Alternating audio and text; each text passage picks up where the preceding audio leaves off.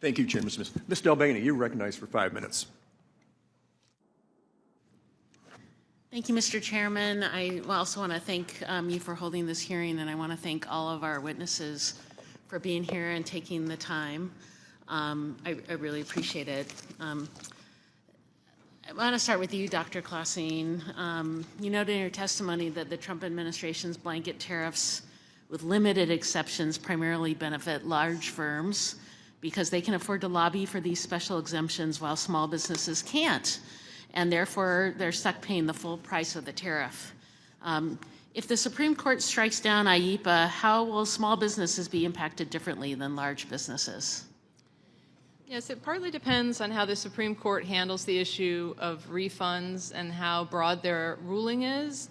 But one difficulty will be that the small businesses won't have as much resources available to try to pursue the legal remedies to get their money back. And of course, we discussed earlier before your arrival that this could also be harmful for consumers who've already faced the big tax increase, but who aren't going to be mailed checks to compensate them for those heavy tariffs. If IEEPA tariffs are struck down, how can we assure that the administration doesn't make small businesses pay the price?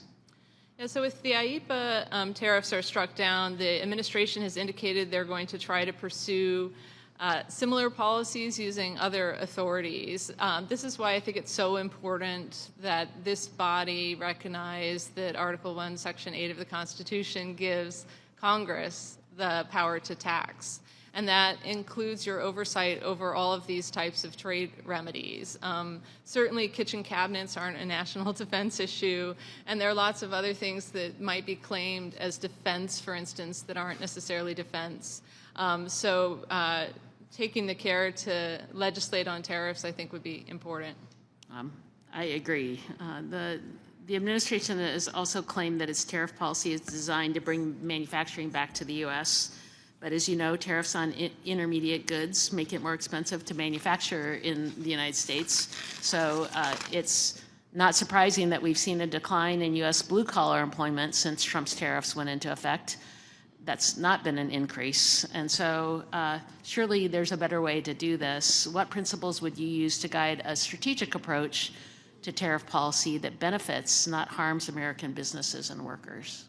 Yes, you're exactly right about the harms to manufacturing and to investment. And one thing that concerns me about this present time is that the headwinds from the tariffs are going to offset any positive effects that we might expect from provisions like expensing. And that's part of why we see this net decline in blue-collar employment, which is a real problem.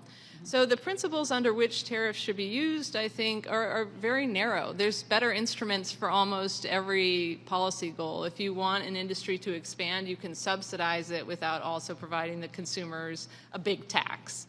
And there are some narrow areas, of course, where foreign governments might have done something where you want to respond with a narrow targeted tariff. But I don't think it would entail anything like over a $2 trillion tax increase over a decade to address these very narrow things. So I would focus on areas where we think tariffs are the best, most direct policy response, but I would argue that in almost every instance, they're not going to be the ideal response. And another good reason to go through Congress. Yes. Chairman Brady, it's great to see you. Thanks for being here. It's strange to see you sitting down there. You've been a dedicated advocate for the benefit of trade deals and that bring economies closer through shared rules and reduced tariffs. During this administration, you have remarked that Republicans don't count on tariffs for revenue because they are so economically damaging both in prices and in slowing the economy. Yet Trump has repeatedly suggested replacing income taxes with tariff revenue, but only Democrats seem willing to point out how far-fetched and damaging that proposal would be. So what do you make of the president's proposal, and do you think Congress would have to approve such an approach?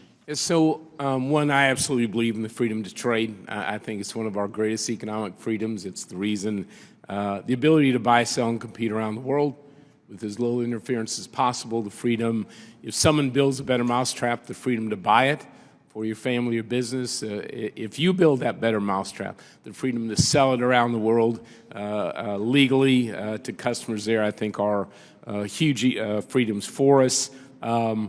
I think there is a great deal of uncertainty about what the impact will be, of these tariffs, how they eventually work out.